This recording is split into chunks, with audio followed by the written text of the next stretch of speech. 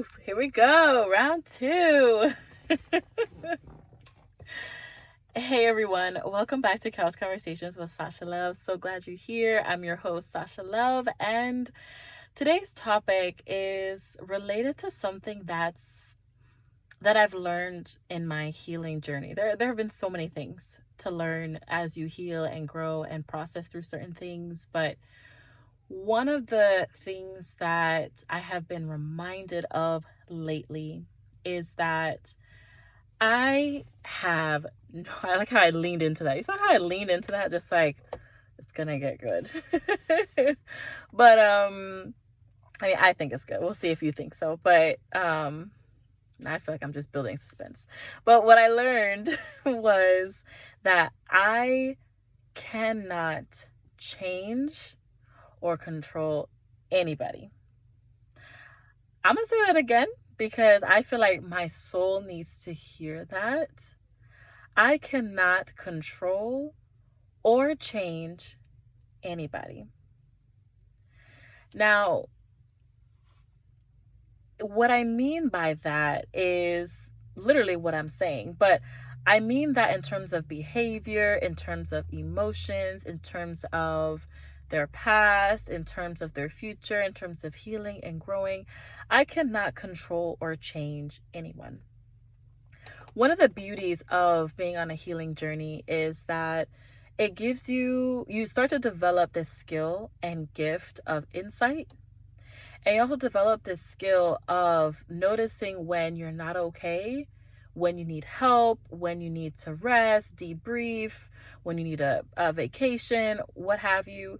You kind of start getting better at taking an inward look at yourself within your heart and your soul.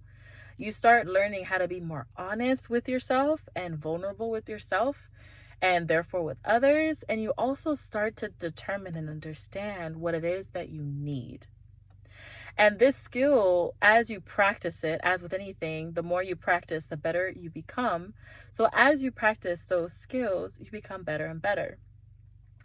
When I was in therapy, one of the skills that my therapist gave me was looking at myself, my emotional meter, kind of like a gas tank.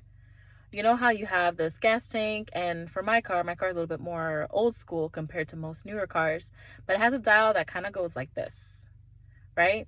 So when it's all the way down, it's empty, and when it's all the way up, it's full, which is where I like it to be. But it never seems to stay there long enough. Anyways, I digress. We're not going to talk about gas here, and the gas prices, but anyways, you already know. But so she challenged me to look at my emotional meter like that. Where are you from full to empty on your emotional tank? Are you almost full? As in you're good, you're nurturing yourself, you're in a good place, you're productive, you're operating from a good place? Or are you close to empty, which is your warning sign that you are past due on recharging, you are past due on filling up, and you need to take some time to kind of recalibrate and rejuvenate.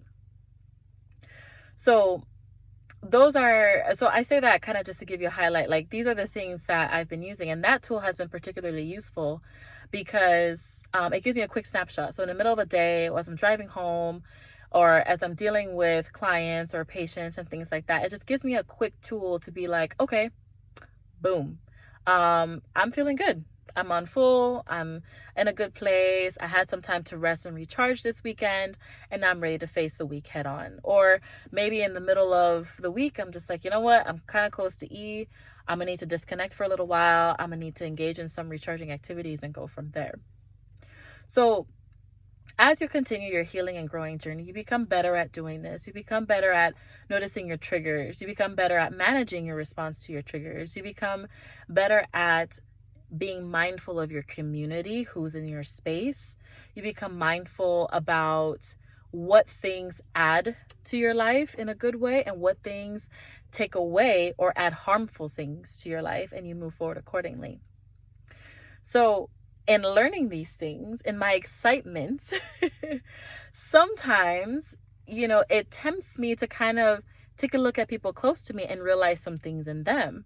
When someone is talking to me and sharing about their day and saying, you know what, I'm feeling exhausted, I'm feeling tired, I'm feeling drained, there's this gut feeling in me that wants to apply the tools that I apply to myself to them and say, well, you know what? You need rest and you need a vacation and you need to, maybe take yourself out to dinner and maybe take a break from relationships for a little while or, what have you. And I'm ready to like apply everything that I know and kind of project, what I would do for myself onto them.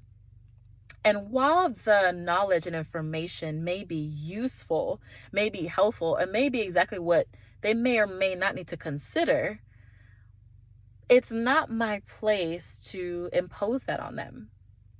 And I started to learn this when I became frustrated.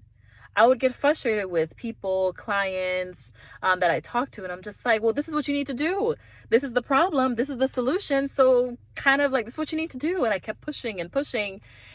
And I remember one of my supervisors, she was like, well, you're doing a great job when you interact with your patients and your clients, but you also need to be mindful of where this person is in their own journey. You also need to be mindful of where they are in their own journey. I was like, huh? Okay. Like, I stopped and I was like, oh, okay. You're right. And I connected that with what I've been seeing, the pattern I've been seeing in my life too. I can be a little pushy, a lot of pushy. I tend to care a lot about people, and I so badly want them to be in a good place. I so badly want them to experience life to the fullest and to be mindful of the life decisions they make and to see how decisions today affect their decisions or their lives and decisions tomorrow. So much so that I'm completely overshadowing their own individuality in their own experience, their own life, their personhood, everything. And completely disregarding that. And in some cases, in some scenarios, it kind of created a disconnect. In some cases, it added frustration to my life because I was like, well, why aren't you getting it? What's going on with you? Like, why is it not coming through to you? Until I finally sat down and said, you know what? Like, I cannot control it. Sometimes the best thing I can do for other people, even if every fiber in my being is convinced that I think I know what they need, sometimes the best thing I can do is be still, be there, and listen. And yes, as we've talked about, it's important to keep boundaries and all those things. And, all those things still apply. But I'm more so talking about being in that space where I'm there to listen. Really listen to what people are saying. Sometimes what a lot of people need when they're venting and sharing and expressing how they feel and where they're coming from is someone to listen. Sometimes being someone's support is just being available and being there and them being reminded that you are there for them, that you love them, that you care about them. Sometimes I also need to remind myself that the most I can do sometimes is walk along a person in their own healing journey. I cannot do the work for them. I cannot take on either the responsibility of their work. I cannot take on the responsibility of managing their emotions and soothing their emotions and modulating their emotions. My role is as comfortable as it is for me, as comfortable as I feel as I'm able to, within reason, within my boundaries. I can step in and walk alongside them and support them and listen to them and be there for them. I can do that part. But I cannot take over. I cannot control. I cannot impose. I cannot project. And I cannot take on responsibilities and be accountable for things that are theirs and theirs alone.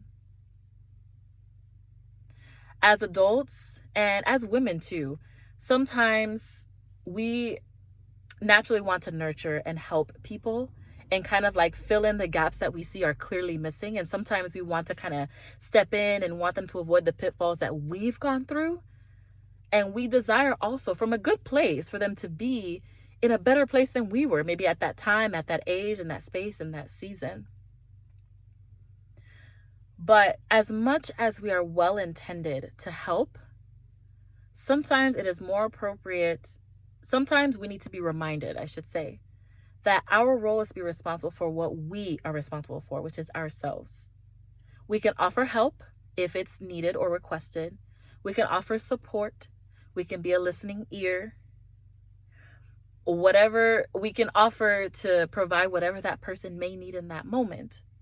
But it's very important for us to be reminded that it is not our responsibility to control or project onto other people.